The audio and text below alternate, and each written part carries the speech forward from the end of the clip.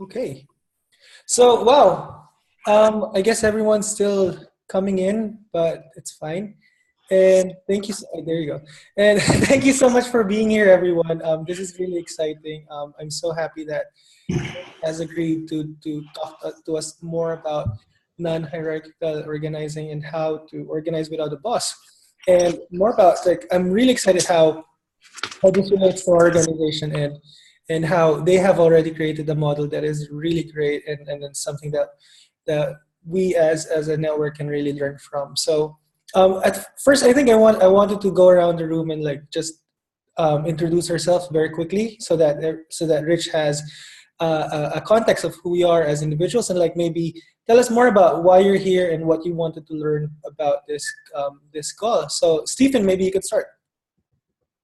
Sure. Hi, Stephen Scapoletti, one of the staff people and volunteers here at ProgCode. I basically help out people who are looking to put some organization to their projects, and if they have business aspirations, help them consider some of their alternatives. So hoping to get a little bit more insight about Loomio approach. Awesome. Anna. Hey, I'm hoping to start the Social Reach project, and we're structuring it as effectively as a co-op. So I'm trying to learn from others who've done this before, and Loomio is pretty close to what we want to do. Awesome. Ellen.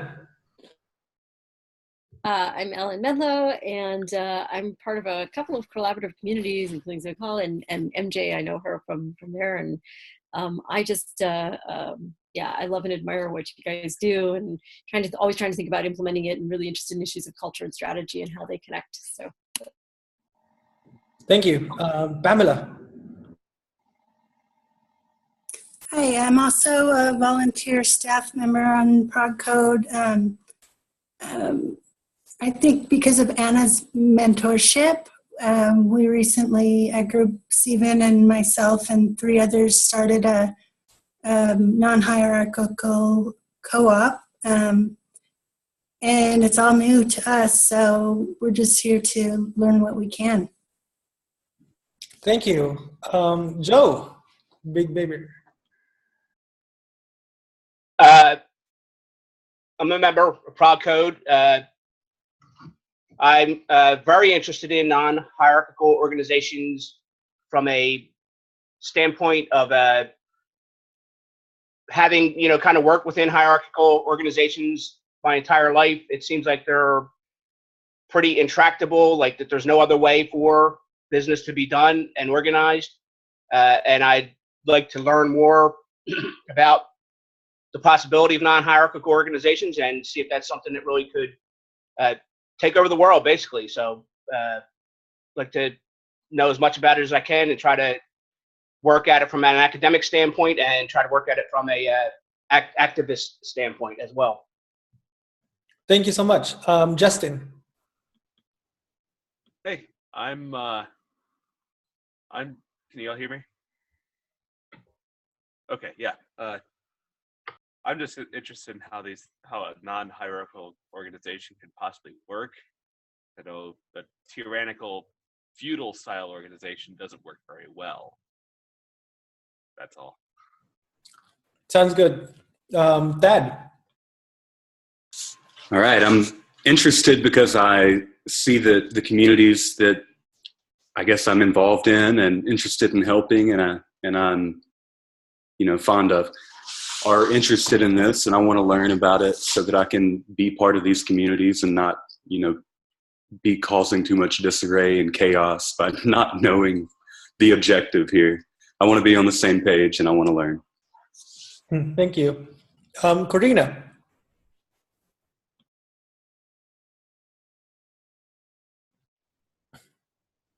We can't hear you, but maybe you're muted at the moment, or you haven't clicked on the lower left part of your screen to join the audio. Okay, we'll get back to you later. 512810, please tell us more about yourself. I've just unmuted. Hi there, this is Karina. I am just interested in different ways of organizing. We all assume that the way we have to do it in general society is the way that we should do it. So let's think broadly. Thank you so much. And I guess I'll give the mic over to Rich, who's been really gracious about offering this. Oh, sorry, just one more. Circus. We would love to know more about you and like why you're here and what brings you here, or what do you want to learn? Yeah, hi. Can you all hear me? Awesome. So my name's actually Carissa Gerke. Sorry, I'm like joining from a work computer. I can change my name in the thing. I know Anna through and hi everyone. It's awesome to join you all. Really appreciate this. So I live in the Bay Area and I work for the Sierra Club, and specifically with the Sierra Student Coalition, which is the youth-run wing of the Sierra Club. And we have been experimenting with a lot of like decentralization and like teal-based practices. I don't know if any of you have read like Reinventing Organizations. Sweet, I'm getting some thumbs up. Awesome. Yeah, so we're like doing a lot of like self-managing teams, advice process, and excited to hear what like tips and tricks and things you all are doing. So thanks for hosting this. This is so exciting. So everyone's on board with this non-hierarchical decentralized. So Rich, please take it away, and we're really excited about what you're about to say. So hi everyone. Thanks for joining. I feel like very lucky to have all your attention. I know there's many things that are trying to take your attention at the moment, so it's cool to have you engaging with me on this stuff that's really hard but hopefully really valuable too. I guess I should try and contextualize like who I am and why I'm here and that sort of thing. 5 years ago, Occupy Wall Street came through and I had my first taste of organizing without hierarchy. So both inside of our camp, which was all organized through a General Assembly, daily process of consensus building. But then also between the camps and seeing how, at one stage I think there was 800 camps simultaneously operating and there was no central command that said this is where the camp should be, or this is who should be in charge, or this is the method or the message and all that sort of stuff. That experience was just, basically quite transformative for me, and I saw it transforming a lot of other lives around me too. And I can maybe uncover a little bit of what that transformation looked like as I go through and explain some of the practical details. But of course, as any of you that paid any attention to Occupy know, it kind of ended poorly for a lot of us. The camps that weren't crushed by the state were, I'd say, they crushed under their own weight of trying to do consensus in person with a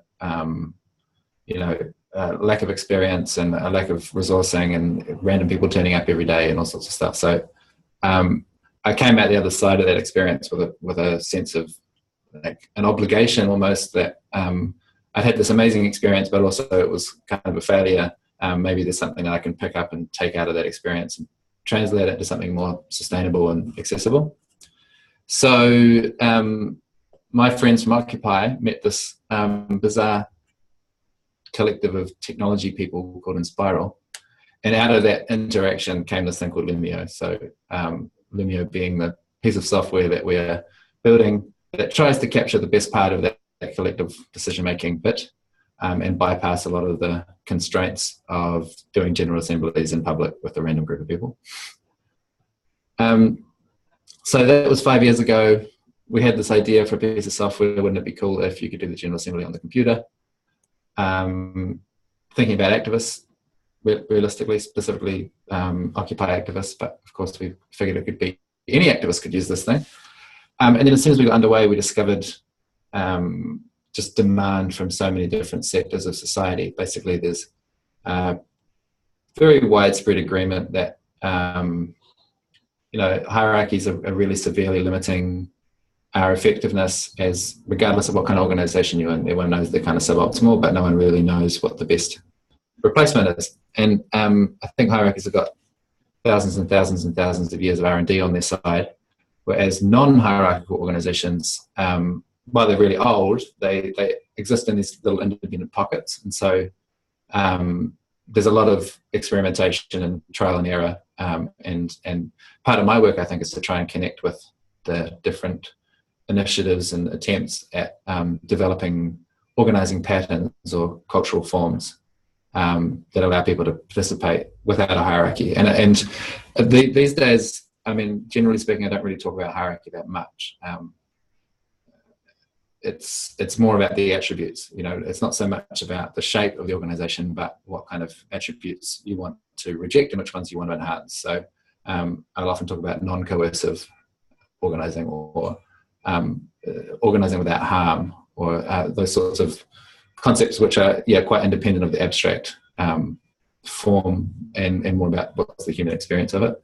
Lately I've been talking about therapeutic organizations, so that your participation in this workplace actually does something to help you work through your own psychological shit, and leave some kind of positive resonance out in the world beyond just you and beyond your organization. Given the new political climate we find ourselves in, I've been talking about peaceful organizing and how we can have peaceful conflict and this sort of stuff. And this is my totem that a friend of mine has lent me. There's a long story, but the short version is, as I understand it, he used this as a totem for translating anger into peace. So that's kind of, I feel like, a bit of the mission that I'm on at the moment. Trying to do that alchemy for myself and connect with other people that are on the same mission. So I'm going to try and do a little presentation and a bit of a download. This is my distillation of what we've learned in 5 years of non-hierarchical organizing. Obviously, like a 15-20 minute presentation can't really get very deep into it. So my intention is to stick around in the community for a while. So I'm really up for questions and conversations and follow up and that sort of stuff. So just call this like a getting to know you, and we can go on together after this. I'll try not to talk too much, but there's a lot to cover, so I'll try and find that balance, and then hopefully we've got some space for a little bit of a conversation after I've done this big download. So I'm going to try and see if I can do the technology bit where I share a presentation. Let's see now. All right. Cool. Can you see that? I can't see any faces, but I'll be able to hear you if someone says yes. Yep. Cool. All right, yeah. So there's some links. You can follow up with them later, including the link to my website, which has contact details. So if you want to be my friend, I like friends.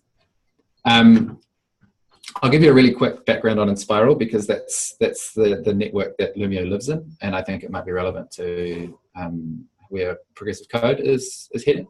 So Enspiral is roughly 250 people. We're all interested in using our working life to work on stuff that matters, on problems that are actually worth fixing. And we're also very interested in organizing in radical ways, rejecting hierarchies and embracing more emergent, dynamic, sort of fluid shapes. And so those 250 people are grouped into these concentric circles. So we've got the contributors, which is the large group, and that's like anyone that wants to participate can be a contributor, basically, and that will give you access to all of our information, all of our financial systems, decision making, all that sort of stuff. And inside of that group, we have the members circle, which is a more committed group. So they're not just participating; they've actually got some kind of level of commitment where they said, I've got this much time and energy, or I'm planning to be here for this amount of time, or something like that. These are actually the legal shareholders of the Enspiral Foundation, which is a legal company that looks like a charity. We do a lot of weird stuff with legal forms that are not super interesting, but interestingly weird.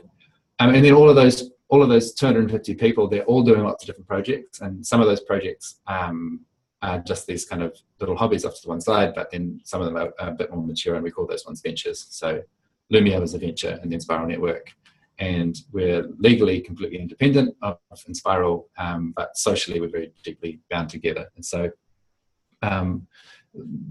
Enspiral basically functions as a solidarity network for people that are starting new projects and want to do them with a particular set of values. So that, for instance, if our venture has to let go of some staff, they still live in the network, and so they'll probably find themselves employed at a neighbouring venture. So we've got a tight but quite flexible, liquid group of people that are working on various projects, and a great deal of autonomy between each ventures. There's not a huge amount of requirement to subscribe to X values, or we try and keep that agreement as minimum as possible. We talk about minimum viable consensus. What we do, a large part of it is because we are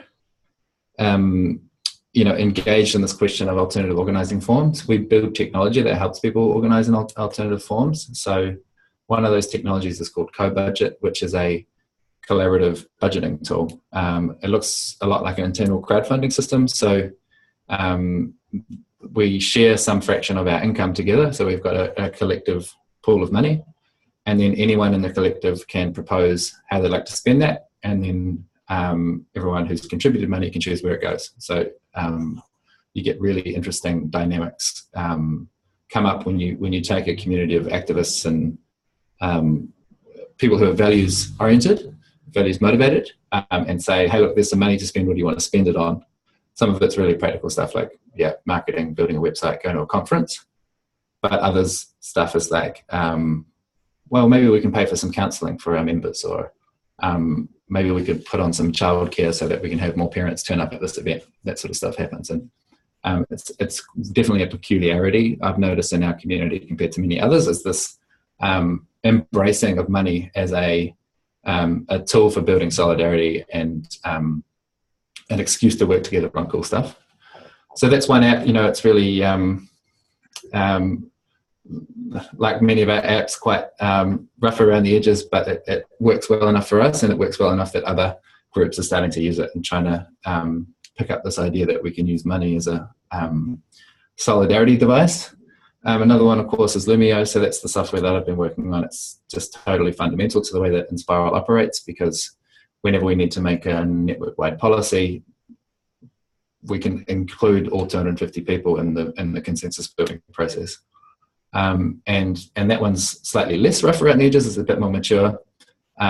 We've got a lot of users all over the world and a lot of different sectors.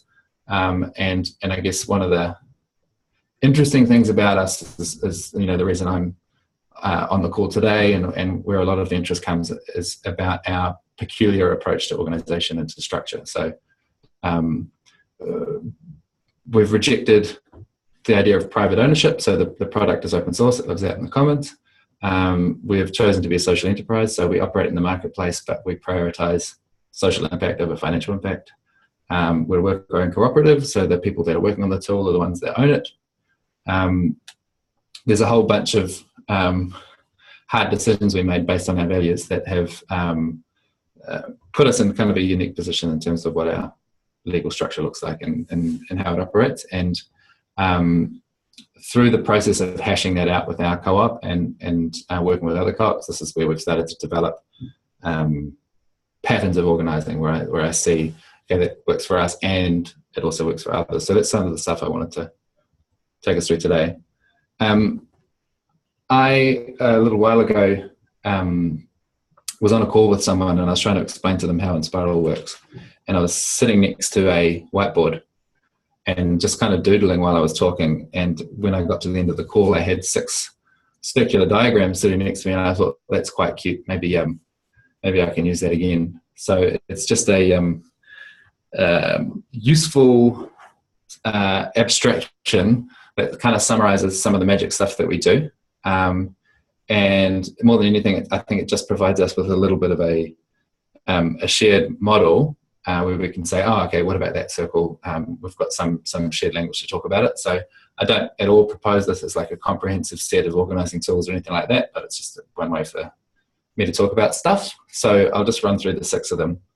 And then we can take the conversation wherever it wants to go. Perhaps we could think about, how these structures might fit with the Prog Code network or other projects that are within the network, or just whatever conversation wants to come out. So I'll run through them from the top. So the first one, these concentric circles, I mentioned the members and contributors in the network.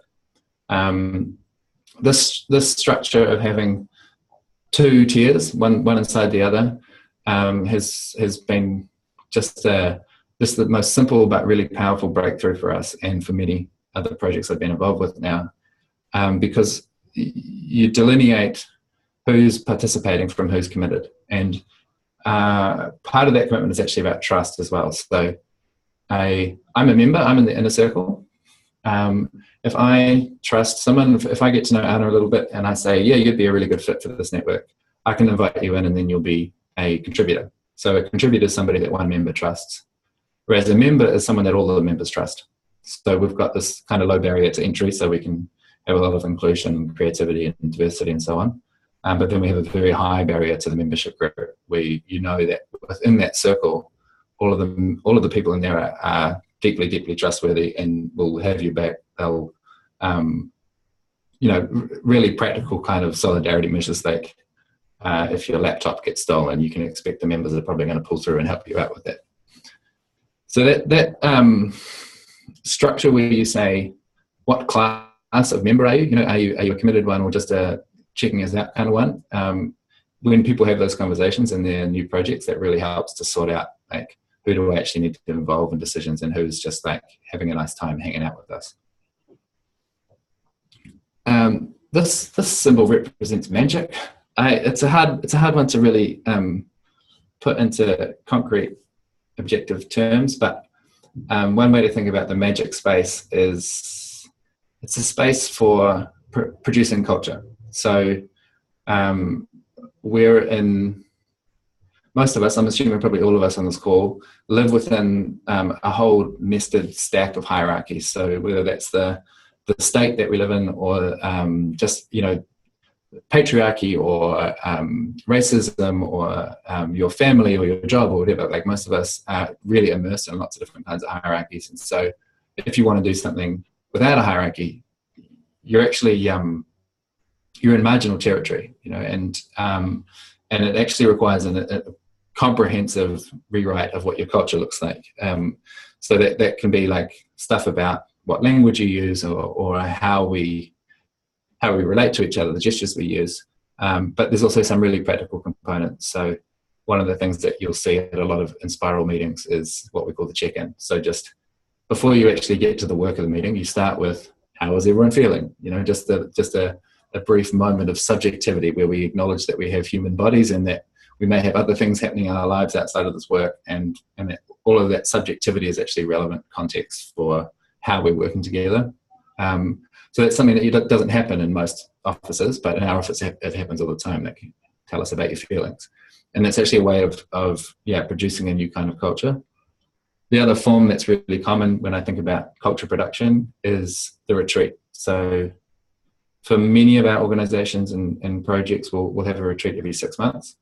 So that's usually 3 or 4 days where we go away out of the city, spend some time in nature, have plenty of space to step into a different frame of mind, to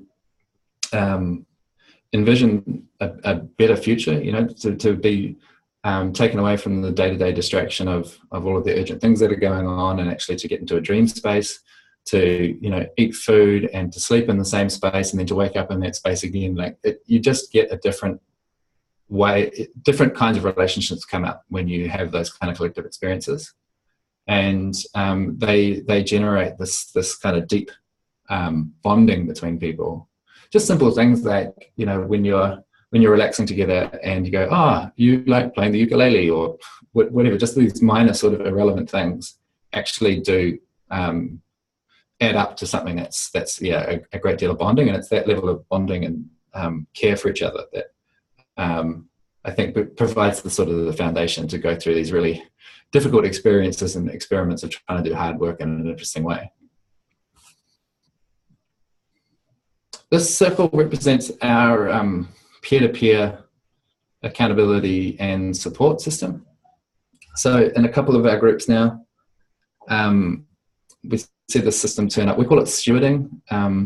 You could think about it as like maybe like peer mentoring or peer supervision, or it depends on sort of what context you're familiar with. But this is the idea that every person has one person looking after them, checking in on them, seeing how they're doing, seeing what kind of support they need, or providing some kind of reflection point, or it's all mutually agreed by the people. So it's hard for me to summarize exactly what kind of activity happens in that space. But some of it's like, I might have a steward and I'll meet with them once a month, and they'll check in with me and they'll say, okay, what are your goals for the next month, or what are you learning at the moment, or how is your relationship with the group going? Like, is there any obstacle that I can help you get through, or those sorts of things. And what this does in effect is decentralize a lot of the support work that would normally land on like human resources, or some kind, in a traditional hierarchy there'd be usually a small group of managers that would do this sort of thing. And personally, the idea of centralizing that on a few people just seems like an opportunity for manipulation and kind of a lot of negative outcomes, whereas by distributing it, everyone sort of gets a taste of like what it's like to be supported and what it's like to support someone. And then of course in informal organizations, if you've just got a loose network of people, you usually find that at least one of the people will have a particular sensitivity, that they spot that someone's having a hard time before everyone else does, and so they inevitably feel like, well, if I don't step in and help this person, no one's going to. And so you find this real disproportionate distribution of effective labor. So this system really interrupts that tendency and says, no, everyone needs to help with the support work. It's like a really important part of the work as well. So it's an intervention that we've deployed in a few groups and really helps a lot with the resilience, I think, would probably be the main benefit of doing this. This is a really ugly drawing of a clock, which is to represent the importance of rhythm. So one of the justifications for having a hierarchy is about information management. You have a command and control system that has information management right at its core and says this particular information is relevant to these people, everyone else will be excluded, we'll keep you all out and we'll make the decision over here, and we'll deliver the results to you. And there's really clearly defined pathways for where the information flows. And when you remove those command and control lines of reporting and so on, it's very easy to get drowned in information. And that's one of the main complaints of doing things without a hierarchy, is that there seems to be an awful lot of information flowing around. It's really difficult to keep up. It's really difficult to get people's attention when you need it and this sort of thing. So one of the strongest patterns we've seen come through that help to resolve that information overload problem is to use rhythm. So I've already seen it in the prog code community, where there's a daily announcement that comes through and it says, hey everyone, this is what you need to know about today. And that just, it's one reliable point during the day where I know as a volunteer or some participant, I know that that's the one place that I have to look and I'll get today's most important stuff, and I can ignore everything else and I still basically get it. Within Loomio, we've got a lot of different rhythms beyond just the daily one. We also have a fortnightly sprint. So anyone that's familiar with agile software development will know the sprint concept, where you start by saying, what work are we going to achieve in the next 2 weeks? And then at the end of the sprint, you celebrate together. This is what we did, and wasn't it amazing? And you'll also have some kind of retrospective process where you consider together, what went really well that you want to do more of, and what went poorly that we can do differently next time. So you've got this kind of built-in system for self-improving every week, as well as doing the information management. And then another rhythm we use is a quarterly rhythm. So every 3 months we get all of our members together from Loomio, and we make some really big consensus decisions, like what's the budget for the next 3 months, how much money we're going to spend, and which kind of top line categories, what are our top 3 measurable objectives for the next 3 months, that sort of stuff, like really high level. We get full consensus on that from everyone, and then that that relaxes everyone in the intervening period to just trust that, okay, the programmers kind of know what they're programming on, and the marketing people kind of know what they're marketing on. We don't actually have to have a huge amount of checking in with each other throughout the months. We know there's going to be another chance to check in on our plan and our strategy. So having these delineated spaces that say, this is our daily rhythm, this is our fortnightly rhythm, this is our 3-monthly rhythm, it means that people know which space to have which conversation in. So I don't really want to have a big lofty strategic discussion in my daily stand-up and in the start of the day. I want to have that in actually a strategic space, which happens every 3 months. This one is the pie chart, which is stolen from Loomio. It's the representation of decisions. So decisions are, for me, it was my personal site of transformation and understanding how to organize without hierarchy. And I think they're really, really potent. And I think it was one of the strongest parts of Occupy, for all its flaws, was the decision-making system, which said all perspectives are valid, and actually the best decisions come when we take all the perspectives into consideration. And the process of working through that consensus decision-making process, it produces such a high degree of empathy if it's hosted in the right way, and it's not the kind of thing where you want to stop and make consensus decisions every 5 minutes about should I put the button here or there on my website, but at a really high level about what are our goals or what are our values. Having that discussion and that long form process of getting to some kind of consensus outcome really generates a great deal of mutual trust, mutual understanding, shared language. It provides this really deep bed to collaborate on top of. So we always recommend, with all the groups we work with, we recommend that there is some kind of decision-making space, that you know what it is, that it's articulated and it's accessible to the right people, and they know where the decisions are happening and how they can participate, or what level of invitation they have to participate. And actually the decision about your decisions can be one of the most kind of formative experiences for a non-hierarchical group, is to say, in what case are we willing to use majority rules, or in what case do we need to have 100% consensus, or what do we do when such and such, when you actually start mapping out how are we going to resolve tensions and that sort of thing.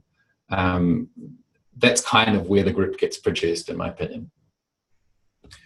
And the final one, I already noticed from joining the Prog Code community that you're pretty good on this one. This is for boundaries. When I joined the community, I immediately got a message saying, these are our community guidelines. This is, we're really excited about you having all kinds of crazy ideas and you can participate wherever you like, but we do have some hard lines. There's no sexism here, there's no racism, so on. Those kind of things which many of us take for granted.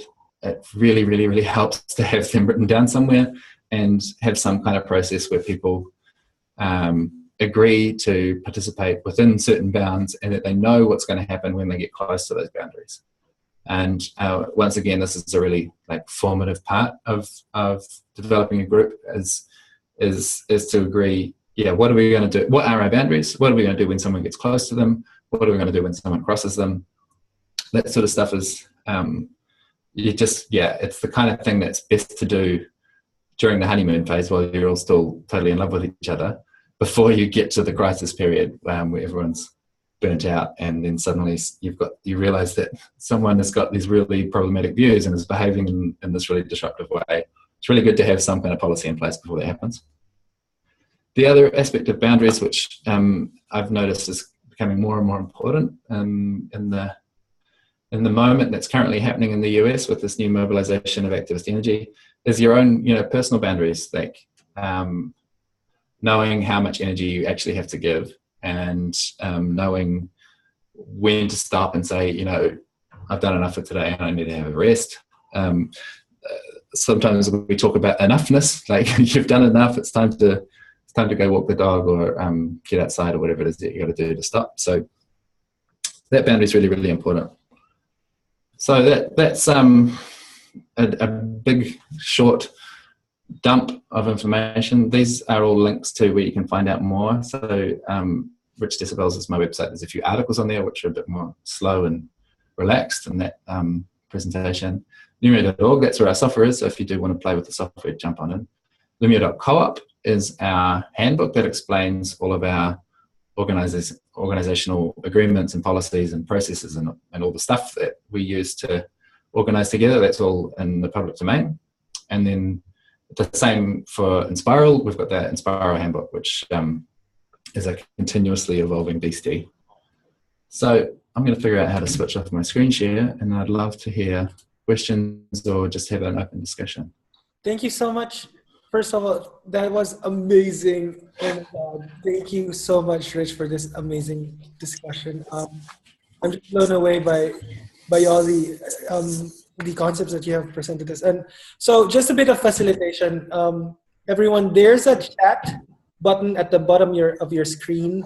And if you want to ask any question right now, like while someone is speaking or Rich is discussing some points, please press stack. Like so. And that would allow me to see the order of like who I should call next or who should talk next. So does anyone have anything to ask at the moment? Yeah. No? Okay, I have actually a lot of questions to you at the moment. So one thing that really, and at the same time, like we are at the formative stage of like setting up an organization, and I would love to hear your thoughts about what did you mean about embracing of money to build solidarity? And I would love for you to talk more about that, because right now, like we see money as it sends it's a very delicate signal, right? Like sending out money, like what is the dynamics of it with a non-hierarchical organization? It presents it can breed competition, maybe. So it just is so that's my first question. My second question, and like if you could talk more about how you strategized with the rhythm and with the rhythms, and like what were the key aspects that you wanted to maximize, or like what were the considerations in setting up those specific types of rhythms? And I feel like how is it important in terms of setting culture, and what were the dynamics like in Enspiral when you were setting it up? I would love to hear more about it. Cool. The money one has been really interesting. So in the last couple of weeks, I have been really actively connecting with as many different activist groups as I can to see if there's any support that I can offer in their organizing. And something that I've come across over and over again is I start talking about money and I notice this particular kind of reaction. And I guess the long story turned short is I think everyone, especially activists, but everyone carries some degree of money shame. And that's either the shame of not having enough money and being undervalued and you grew up poor and so therefore you're a bad person or something like that, or the shame of having too much money and if I've got all this privilege, what am I doing trying to resist, oppression? I've got, so people have got this, they're really, really caught up and tense about it. Because, like when you have shame about something, you can't really have a free and easy, rational conversation. Your emotions get in the way. So in different spaces, we've actually quite proactively addressed that shame. So I remember a time at a Loomio retreat where we just had that, big, long conversation together in a really well-held, kind of quite respectful space. To say, tell me about your experience with money as a kid, and what about now, and how do you feel about it? And we got to hear all these incredible experiences, which for some reason are normally quite taboo. And that was really deeply therapeutic, I think. And once we got that emotional stuff out of the way, then we could just get down to the business of okay, we've got a budget. What's the most logical use of it? Which is actually really easy. It's all of I think the emotional content makes it way harder than it needs to be. So I'm at the moment, I guess, kind of hungry for more techniques that we can use for helping people bust through that stuff, because what I've seen is a lot of fresh money rolling in to support activism of different kinds, and then these activists kind of going oh, well, we're anti-capitalist, so does that mean we're also anti-money? You know, it's having a space to practice spending and making financial decisions together, and looking at a financial report every month and going, we had this much income and this much expense, and if we spend at this rate, we're going to run out by this. You know, doing all that stuff together in a supportive environment, really. I think the money is a great symbol of power, and where an organization chooses to spend its money is obviously what it values, and so giving many people access to that decision making, I think, can be really, really just like a fundamental building block of having genuinely distributed power in your group. So that's why we've put so much energy into, like, we build all these virtual bank accounts and systems that allow you to move them between each other and all this sort of stuff. And CoBudget's one example.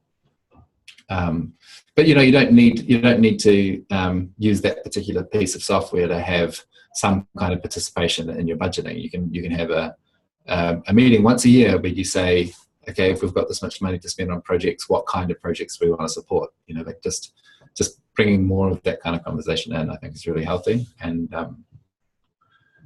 the second question was about rhythm and kind of how we established them and what we were trying to maximize and what was the impact on that sort of stuff. I mean, I would say that a huge part of our establishment over time, of us actually maturing into a coherent group of people that works well together, has been about trying different rhythms and then updating them until they work. And in practice, the way that actually happened was an experienced agile coach. For those that are not familiar with agile, it's just a management philosophy, I guess, that's really popular in software development. We had an experienced agile coach come in and say, instead of trying to say, hey, you need to have a comprehensive set of rhythms, here they are, get to work, she said, do you know what's cool? You can do this thing called a demo, and we'll do it once a week, and you can show off on your demo day what you did. And we're like, okay, we can try that, and then we're like, okay, this was good, but it would work better if we did it every 2 weeks. So then we shifted it to a 2-week rhythm on that. And then she introduced another piece, which is the retrospective. So you look back and you say, what was good, what was bad, what are we going to do differently? And that is so important to stop and actually do that reflection. Like, if you're not stopping, you're not learning. It's as simple as that. Like, that learning is actually something you do with your eyes open and you're paying attention and saying, like, what did we learn together? It doesn't just happen by osmosis. Like, there has to be a learning space. So that retrospective is so critical. And then the other key one, well, two key ones, I guess. One was about the we have what they call backlog grooming, which is kind of a jargony way of saying, what are we prioritizing? Like, what do we think the upcoming priorities are? Not for this week, but for a couple of weeks down the line. And we've experimented with lots of different forms for that, but you can never get it right. Awesome. But just having a space where people can say, like, I think this thing is super important, and also it's going to be very easy for us to deliver. It's really great to be able to have a space for that to happen, but for it not to happen on the day that the work needs to be delivered, but maybe a week beforehand or 2 weeks beforehand. Okay. And then we have the planning at the very start of the session of the sprint. We have a planning day, which is just, planning hour, where the whole team at a very high level will agree to, this is the stuff that we're going to deliver in the next 2 weeks.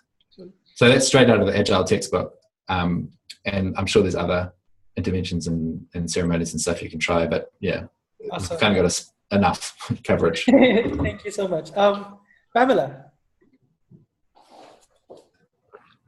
I think you may have just answered my question. I was in 2 smaller groups. We've tried non-hierarchical organizing, and I think we're so not used to it in the States that everybody is kind of waiting for somebody to take the lead. And I wondered if setting up a rhythm, different rhythms, for different purposes, different checkpoints would kind of encourage, I guess, community participation. Because right now everybody just kind of sits back and says, I don't want to be the boss. Do you want to be the boss? I don't want to be the boss, and then nothing gets done. Yep. Just it's kind of scrolling back to the start of your question before you really made a question. What caught my attention was you said, especially in the US, and I've worked with groups all over the world now, and that are inquiring into this non-hierarchical organizing, and all of them, without fail, say, "Oh, that's really cool. That sounds really interesting." But in our culture, we're actually very hierarchical, and it's very deeply embedded. In December, I was in Korea, and they said, "Oh, Korean culture is such and such and such and such," and we went through an exercise together to name. What are our ideal ways of working together? What are some of the attributes, like, fairness and inclusion and that sort of thing? And then also, what are some of the obstacles that we face in working that way? So that might be seniority and rank, and unilateral decision-making and these sorts of things. And I've done that exercise with people in all sorts of different cultures now. And the list is always the same. We actually have a shared agreement on what are the attributes that we want to work towards, and what are the ones that we want to reject. Of course, between cultures there's a different emphasis on some, but it's all the same stuff. So I think when people start to see that, the parallel experience between what's happening in Taiwan and what's happening in Spain and what's happening in New Zealand, I think those kind of cross-cultural exchanges are actually really quite motivating for people, and it's like, okay, well, maybe we can do that as well. Thank you. Ellen. Hi. So my question is, perhaps, I don't know, it seems to be sort of nicely stacked from that, because working in a lot of communities, I'm finding that, and we don't have your structure. So perhaps the answer is simply, if you just implement all these pieces, it'll be okay. And that would be great. I'm sort of interested in running into these things where essentially personas have a lot to do with it in my experience. So either you have very dominant personas that tend to go to the center and have a lot to say, and other people kind of feel like they can't come into the story. Or in the sort of slightly better scenario, you have personas that are particularly empathetic or who are particularly good in inclusiveness that's kind of arrive and help you to, and I've sort of seen it, at least one community I'm part of, have both and see big differences in the way it behaves. And sort of that, are there ways to sort of, in terms of culture, in terms of helping people to kind of get beyond those things that are not based on the luck of having certain people involved, or like how do you manage that? Yeah. How do you handle diverse personalities and diverse perspectives in that? Especially in the context where, there's this thing called structural oppression, and it privileges some voices over others. And some people arrive in the room feeling like they're allowed to take up 90% of the space. And how do you kind of help them understand why that's not fair, and that they're even doing it in the first place? Obviously, there's no easy answer on that one. Part of it is, I think, down to the quality of your founding group, and what kind of resources you have together. So in Loomio's case, one of our founding members is, she was a part of the super radical 1970s radical feminist lesbian, like hardline direct activists in the 70s, and then spent the last 45 years in organizing, and now she's the CEO of UNICEF in New Zealand. So she's got this kind of roots in the streets, and then a lot of experience in boardrooms as well. So to have someone like that in the founding team, it's like, this person knows a thing or two about how people organize and what kind of common patterns of failure you have. And she really helped us a lot to, get in front of problems before they really manifest too strongly.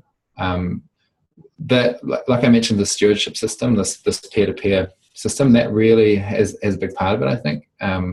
When you put everyone in a position where they're expected to do a little bit of empathy, that really, a lot of people, let's be honest, a lot of men feel like, or don't have a lot of experience with doing the empathy work and the effective labor. A lot of men can get away with not doing any, and inviting them into doing some of that work, I think, really is quite powerful for shifting dynamics. But yeah, it's a lot of psychology and political subtlety and all this sort of stuff that really helps people. I mean, I guess the core of it is each of us have got some behaviors that we need to confront in ourselves if we're going to be able to participate well. And so it's like, how do you achieve that kind of self-awareness? And some of that's up to the organization, and some of that's just up to people doing their yoga or whatever it is they have to do to get their self-knowledge. I would like to also quickly comment on that. Like, one of the things that we really do in ProgCode as well is candid honesty, like kindness, wherein we want, like, we build a relationship first of kindness based on respect, mutual kindness, and because of that, already built up social capital that have that capacity to really be upfront about these actions that aren't accepted by the community. So I think it's more investing first, and then provide that way for them to rehabilitate because of that relationship. Yeah. And I think that, like I mentioned, the retreat space as well, I think that's part of that. Where if you really are, if you know each other well, then you can be much more candid. I think Anna has a comment. Yeah. I guess I was just going to add to that. Like, I think that obviously, like what Rich is saying is really true. And some of the processes in the organization can help combat it to some extent, although processes will never obviously solve things. But like, one of the things that I found really works for social roots is that, like, usually there isn't a leader, but there will be people who are assigned facilitators to help move things forward. So we'll give people responsibility for specific things, and then they're in charge of making sure that everybody's voice is heard and holding the space for those meetings and scheduling them and figuring out those things that help things move along. So there still is some amount of ownership. And then the other thing that I kind of thought of is actually what we learned from moveon.org, which is some of the stuff we're doing now, which is like the stack and the C, and you have a facilitator, and then you have people contribute to the conversation with some sort of structure. So it's a little bit harder for people to take over. Thank you. Last is Carissa. Awesome. Can y'all hear me? Yeah. I'm really grooving on this thread of like, how do we unlearn this like thing that we've all been cooked in of hierarchy? It's definitely something we've been working on at Serious Student Coalition. And one thing I'll add to that conversation before my question is just I think the structure is really important. But one thing too is, like, when you were highlighting, Rich, like the importance of retreats and in-person spaces. For us, I think having practices where we're really embodying that, like, opportunities for empathy, and then also like embodying those structures in practice and in person has been really helpful for us to like help people further along that process of like, oh, this is what it looks like to like see a need and then swarm to that need, and to have like discrete roles within our network. So yeah, just really want to resonate with all of you and the challenges and opportunities of the unlearning we're all doing. My question was, one thing we're navigating is this like decision-making piece. And I think it's incredibly important, and really liked all the pieces you brought up in your presentation. I think one thing we're trying to figure out, so right now, for context, we're a pretty small network of folks, but we're looking to scale to a much bigger size all around the country. And something that we're trying to navigate is like, what decision-making models make sense in different contexts. And was just wondering if you had any like tips or advice or models to look towards. And we've looked towards, like, there's like the Pirate Party, right? And there's like a few like larger scale decentralized decision-making models, but that's something I think we're still like navigating the waters on, is like, when does it make sense to vote? When does it make sense to do consensus? When does it make sense to do like 3 activist rule or advice process? I think it's one of the, like, way too complicated. No, I think it's one of the most urgent questions right now, and yeah. That I'm hearing from the States is like, okay, this is great, but how do we network it? And I don't have a good answer. I mean, Damn it. If we had the structures in place, then we wouldn't be be mobilized right now against such a drastically crap electoral system. But there are some principles though, I think, to draw on. I mean, for me, the difference between Loomio and liquid feedback, which is the Pirate Party's tool for deliberative democracy. Sorry, what do they call it? Transitive democracy. The difference with Loomio is that Loomio's first design principle is accessibility. So it just can't be complicated. If you think about what an election's like, you go into a room and you tick a box. It has to be that simple. Mm-hmm. And any more complex than that, and you are you're reducing the number of people that you can serve. So I basically just personally have no interest in any kind of complex decision-making system. Maybe someone will come up with some awesome algorithm that I don't know about, but I wouldn't. Yeah, my instincts say it's going to be something simple. There's a really great paper by the late Aaron Schwartz on the concept called power polity, and that's this idea that you have a system of delegates. It's similar to what Occupy Wall Street tried with spokes councils. So you have kind of local nodes of consensus, and then they appoint a delegate who will then say you have a maximum group size of 50 people, and then you have 50 of those, and they each send a delegate to another council meeting. It's an interesting idea. It doesn't have that much experience that I know of. Mm-hmm. Probably the most interesting stuff that I've seen at scale that's actually credible, that's more than just a cool idea, but actually has real world application is I'm sure you're all well aware of the incredible democratic revolution that's been underway in Taiwan for the last couple of years. Because it's all over the news, right? They've been doing such amazing stuff. One of the things that they've been doing is getting thousands and thousands of citizens to participate in deliberation about new policy, new legislation. And I'll throw in a link. There's a story on civichall.org about Taiwan as the frontier of democracy. And that explains a lot of their processes and tools, including Polis. And I noticed that Colin McGill, who's the founder of Polis, is in the community now, so he can talk to that experience much better than I can. Cool. And what was the name of that Aaron Schwartz paper, or what was the concept called if I did a Google search? Power polity. I'll grab the link for that as well. I'll drop it in the chat. Cool, thank you. Okay. Oh, Anna. I just want to ask, so what about sociocracy? Have you looked into that much, or is that something? They're obviously very close siblings of ours. I think they're really great. A lot of people use that kind of textbook as a way to get started. And yeah, awesome resources, especially since their upgrades over the last year.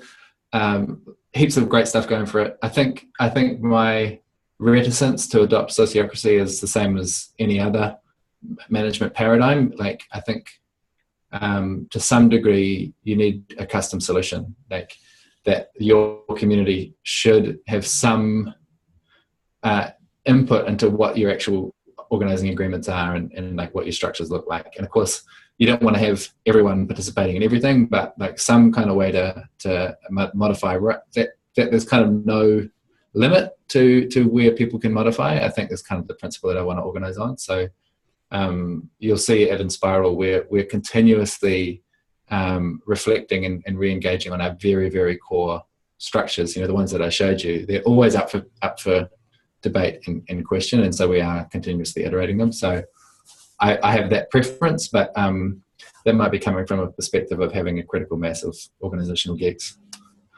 Yeah, I just bring it up because my understanding is that Mondragon is effectively using a lot of those principles, and they're a multi-billion-dollar co-op, and they have many smaller co-ops within them. And I don't know for sure how closely they align to that, but the things that have always struck out to me is the difference of consensus and consent. So consent being that if you downvote, that's a blocking vote, but you need a valid reason.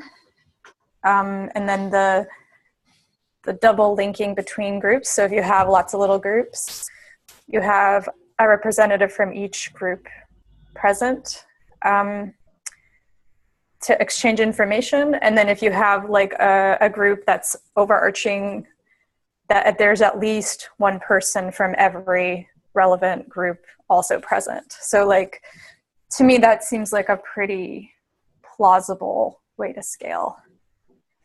Yeah, we've done a bunch of that stuff with experiments of, you know, like in a team of 15 people, then breaking it down into 3 teams, and then how did the interactions happen, all that sort of stuff. Lots of different experiments. They've all got their strengths and weaknesses. My personal bias is towards actually quite a high degree of delegation, which you build over time. Like you build trust together, and then once you can trust that everyone is, you know, organizing in good faith, and that some basic agreements are in place, then you can actually get out of each other's way and just say, you know, see you in a few months. How did you go? And actually, that's a process that you go through over time. Awesome. Thank you. Oh, okay, we have to go and we have to end it. It's been an hour. It's such an amazing talk. Oh my God, I'm so grateful for Rich for doing this. And thank you so much for this amazing, thoughtful discussion, everyone. This was amazing. I can't wait to apply everything we've learned in Frogcode. And like, this is just exciting. Thank you again, Rich, and thank you everyone for coming in. So. Yeah, thank you, Richard. Thanks for organizing this, y'all. Thanks, Rich. My pleasure.